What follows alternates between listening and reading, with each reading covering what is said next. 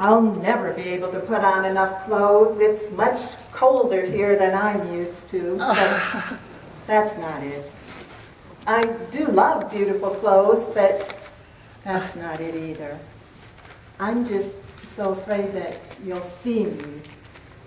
See me for the fool that I really am. I'm so afraid that you'll see me for the flawed and foolish human that I really am. I'm afraid to be naked. Of course, I'm talking about clothes, but that's not it either. I'm afraid to be exposed, to be uncovered, to be vulnerable. I know how fragile and foolish we humans can be. It scares me to death. I'll do almost anything to cover up, to be protected from the insecurities of life. I thought I had the problem solved. We would become just like God. Then all the worrying and wondering would be over. So we ate the fruit off the tree. And suddenly, we could see that the world is a risky proposition. We could see that we were little, limited, and lonely. We could see that we were in danger of dying. Most of all, we could see ourselves. Up to that moment, we had been wonderfully unaware of ourselves. We were unself-conscious in the best possible way. God was good and the world was wonderful. We had no reason to pay any attention to ourselves. Then we reached out to the tree. We wanted to be like God. Oh, we got our wish. In a flash, we could see everything. We looked down. We discovered that we were naked. We were afraid to be naked, so we covered ourselves up as best we could. How did it happen? I know that every explanation turns into a justification. I know that every self-description turns into a self-defense. And I know that every time I tell the story, I become less of a villain and more of a hero. But over and over, I think about how things could have been different. I divide my actions into smaller and smaller pieces. The fruit on the tree was good for food. By itself, that's a fine thing. Besides, that fruit on the tree, it was just so pretty. And the garden, it was this big, complicated place. We just weren't smart enough to manage it all. So I thought, it's going to be good to be wise. Isn't that what the Lord God would want of us? I lost sight of the bigger picture. Each of the little pieces was fine on its own, and all of a sudden, we were eating of the fruit. That's often how it goes. I was just following orders, someone says. You have to break a few eggs to make an omelet, someone else says. It's all for the good of the cause, says someone else. And suddenly, you're at a point of no return. Besides, I just wanted to help. The man and I were made for each other.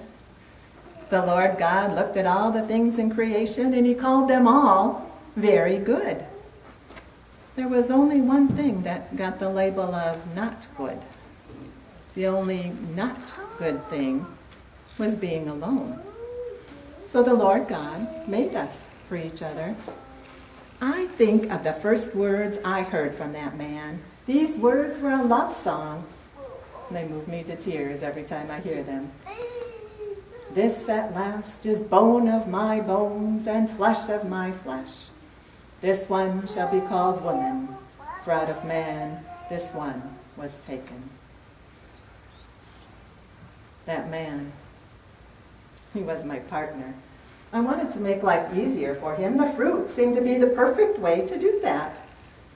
I developed kind of a tunnel vision. I could see the fruit.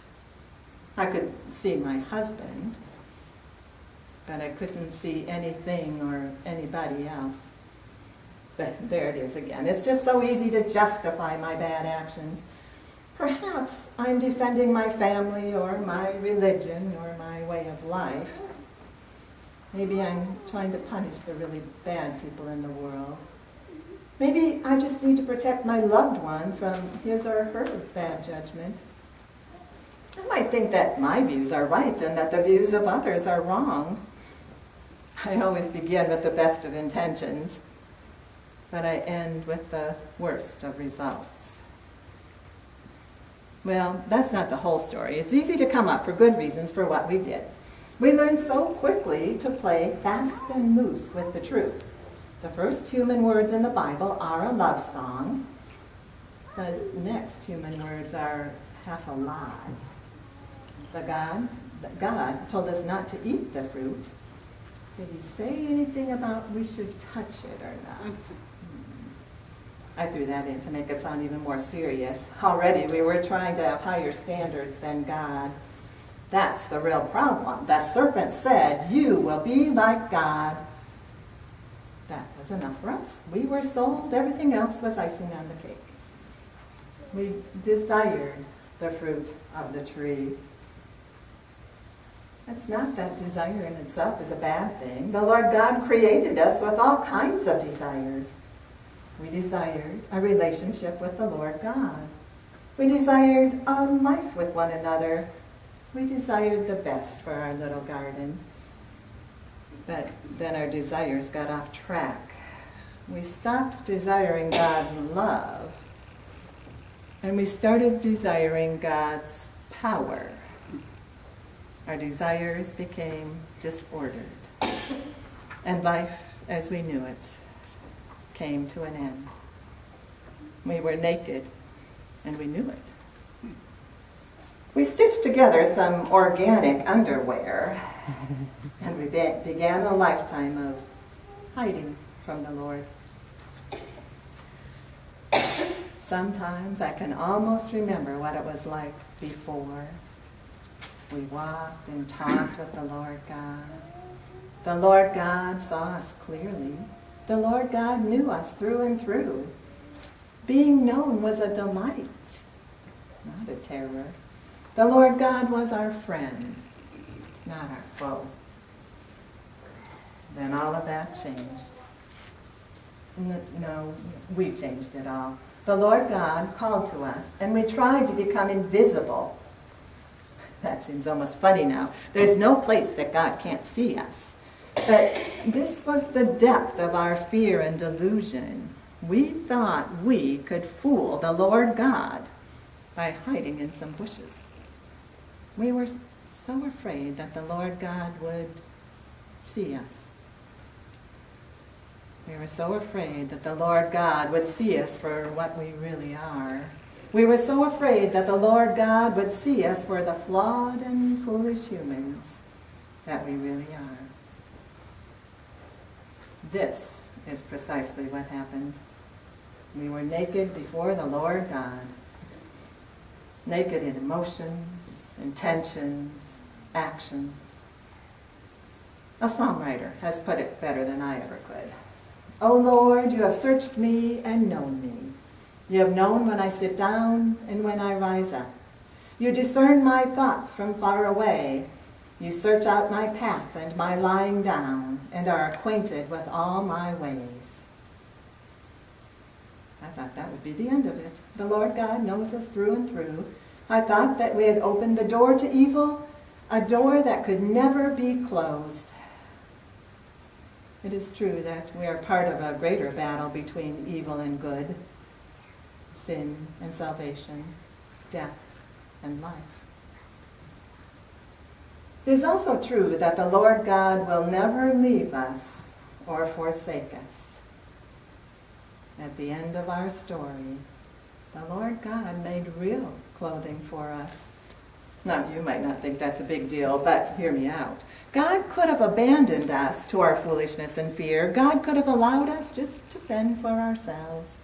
God could have walked away from this failed experiment, but God did not. And God does not. When you put on your clothes, I want you to think about this.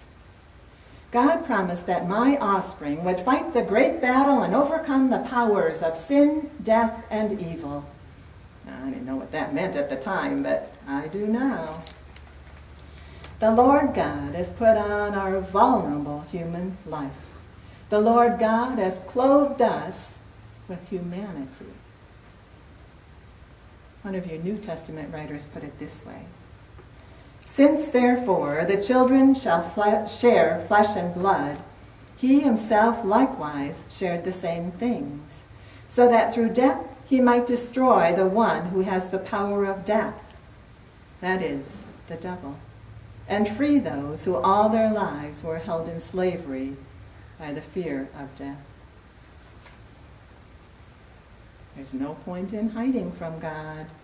There's nowhere to hide. The Lord God has become one of us so that we could stop being afraid. More than that, we can fight the battle that comes to us. Jesus knows our suffering better than anybody else. The same New Testament writer put it this way. Because he himself was tested by what he suffered, he is able to help those who are being tested. So, we don't need to wrap ourselves in worry and in fear.